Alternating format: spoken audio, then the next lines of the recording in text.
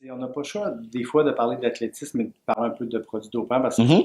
y en a beaucoup. Ouais. Est-ce que tu en as déjà vu, toi, des athlètes qui en prenaient? J'ai jamais vu d'athlète qui en prenait, évidemment, mais j'ai vu des changements de physiologiques, des changements de... Ça fait quoi quand on se dit on tire la coque, c'est fini? Ah, c'est fini. Comment? Je le savais, puis ça me tentait pas, mais je le faisais. Pancarte Frogs go home. Il fallait voir que j'étais la seule fille dans la ligue, gardienne de but. Après les préliminaires, je pense qu'il y a bien des gens qui me voyaient plus sur le podium. Quel combat est le plus difficile? Celui dans le ring ou celui à l'extérieur du ring avec les commanditaires?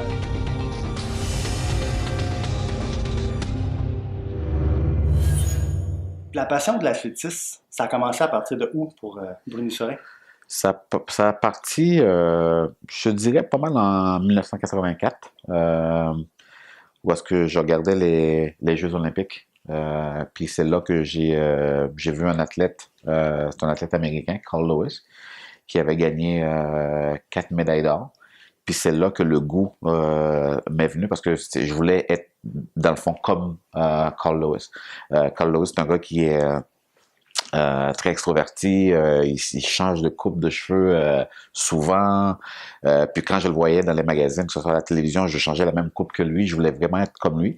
Puis c'est là qu'est devenu vraiment la passion. Avant ça, c'était plus le basketball.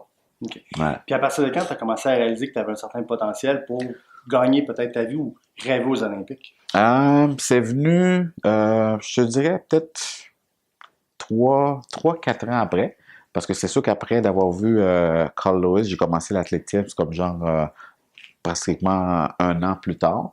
Puis là, j'ai commencé à faire des compétitions, mais pas plus. Puis c'est quand j'étais m'entraîner en Italie au début. Parce que je me disais, les meilleures compétitions en athlétisme, ça se retrouve là-bas. J'ai fait le sacrifice, j'ai été là-bas.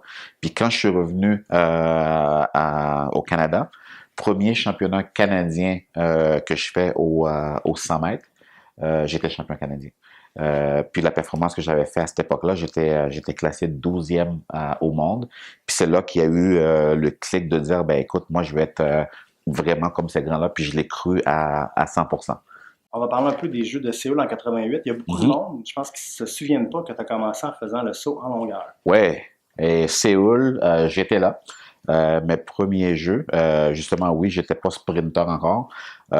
Puis j'avais terminé 14e à ces jeux-là. Puis qu'est-ce que je me rappelle, moi, personnellement, c'était la grande rivalité, mon idole, Carl Lewis, contre Ben Johnson. Évidemment, j'étais pour Ben Johnson parce que je suis Canadien. J'étais dans la même équipe que lui, mais quand même, ça faisait une belle compétition. Mais ces jeux-là, c'était vraiment la tension médiatique, puis même les athlètes aussi. Des fois, on se sentait comme un peu quasiment un accessoire, parce que le focus était vraiment sur Carl Lewis et Ben Johnson. Mais oui, j'étais là comme sauteur en longueur. Pourquoi tu as abandonné le saut en longueur?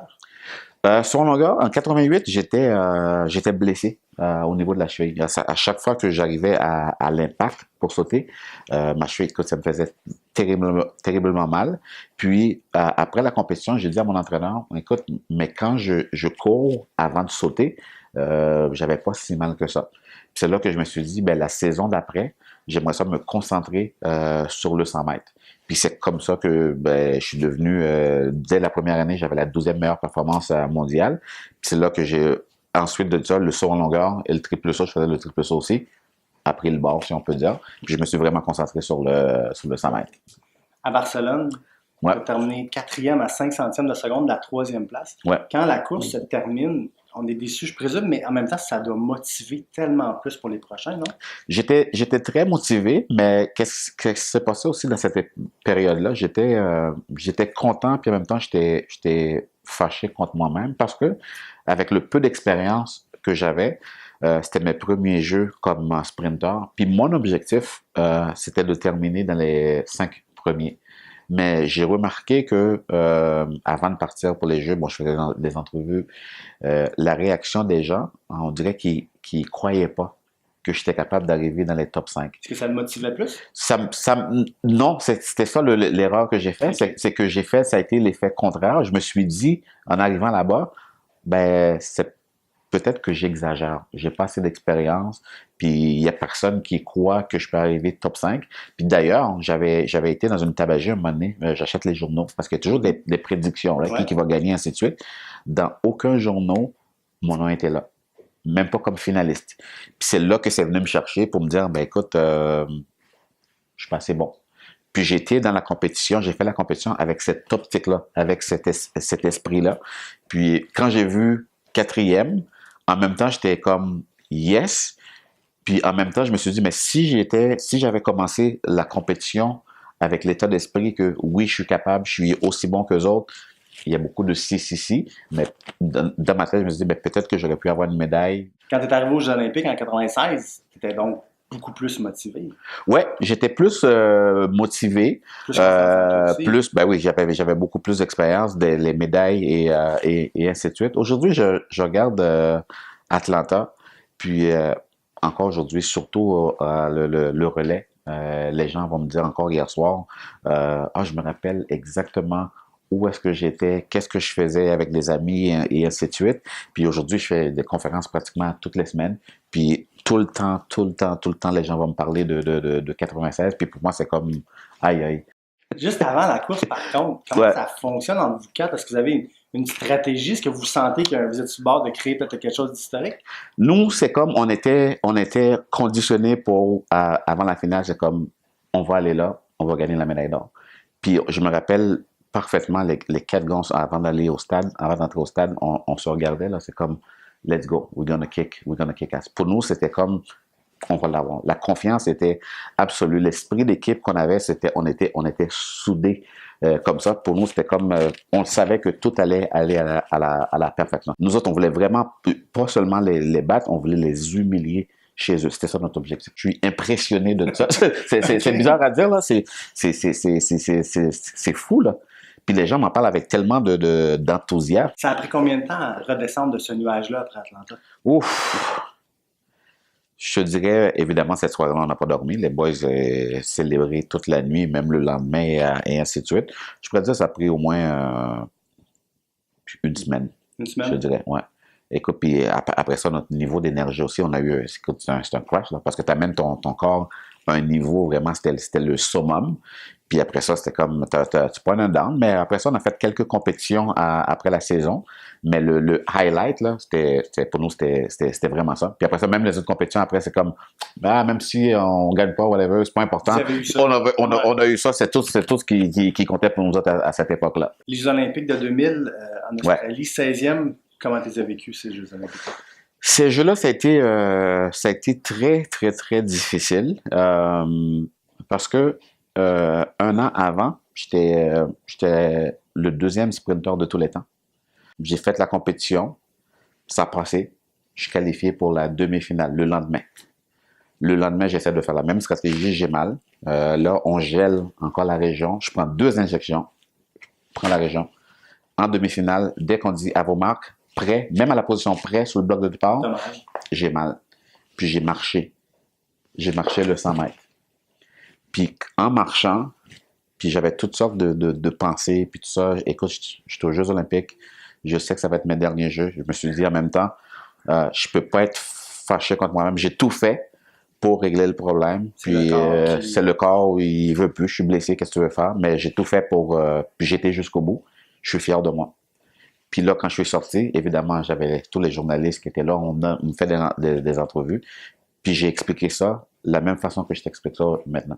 Je dis, j'ai tout fait. J'ai essayé. Ça n'a pas fonctionné. La vie est belle. J'ai 2 enfants à la maison en santé. J'ai ma conjointe qui est là.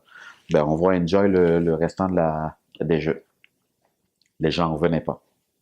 Tu étais très serein? J'étais très serein, mais qu'est-ce que j'ai su par après, c'est que, bon, c'est cool. Tu sais, des fois, pour la télé, on veut la bonne télé. Les pleurs, puis commence à tout casser, puis tout ça. Non. Pas ton genre, ça. C'est pas mon genre du tout. Puis moi, j'ai toujours été dans des situations. Puis qu'est-ce que j'ai appris aussi, c'est que dans n'importe quelle situation que tu es, tu te dis, pourquoi tu es là?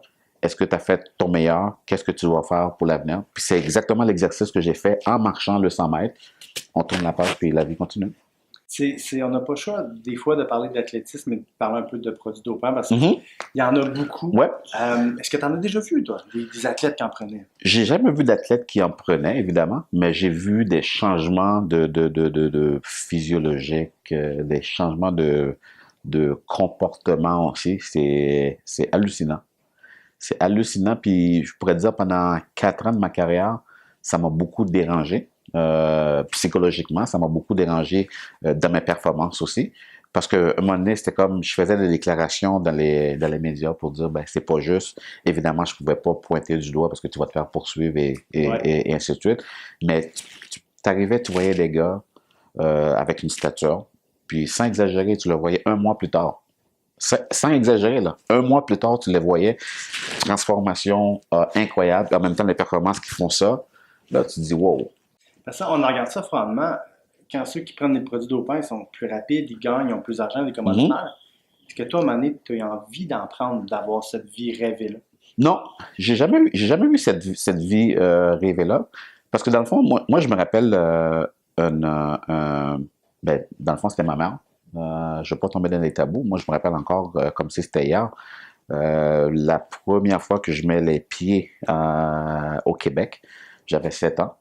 Puis ça faisait 1 an que j'avais pas vu ma mère, mes parents dans le fond, parce qu'ils sont venus un an plus tôt que moi au Québec. Puis mon père est venu nous chercher. Puis ma mère, ouais, écoute, qu'est-ce qu'elle m'a dit, c'est que ben, ici, tu as toutes les opportunités. No matter what.